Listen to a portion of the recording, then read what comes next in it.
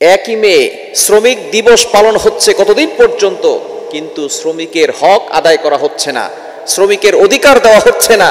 গোটা পৃথিবীতে দেখেন আজকে মালিক আর শ্রমিকের ভিতরে দ্বন্দ্ব, মালিক শ্রমিকের সাথে ভালো ব্যবহার করে না।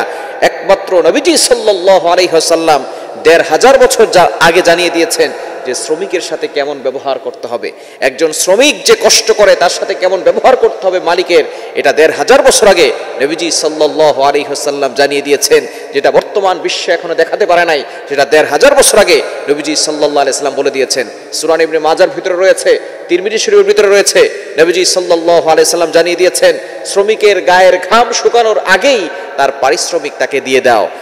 সে যে পরিশ্রম করেছে সেটা তার গায়ের ঘাম শুকানোর আগেই তাকে দিয়ে দিতে হবে।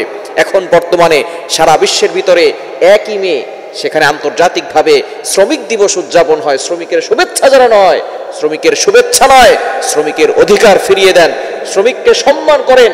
নবীজি সাল্লাল্লাহু আলাইহি সাল্লাম যারা শ্রমিক ছিলেন তাদেরকে সম্মান করতেন, তাদেরকে রেসপেক্ট করতেন। এটাই নবীজি সাল্লাল্লাহু আলাইহি সাল্লাম শিক্ষা দিয়েছেন।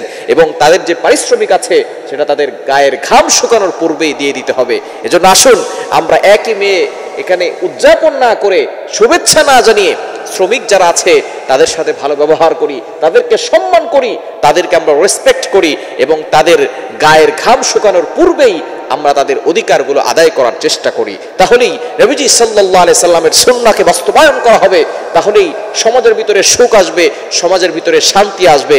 আল্লাহ পাক রব্বুল আলামিন এভাবেই কিন্তু মানুষের ভিতরে শান্তি ফিরিয়ে দিবে।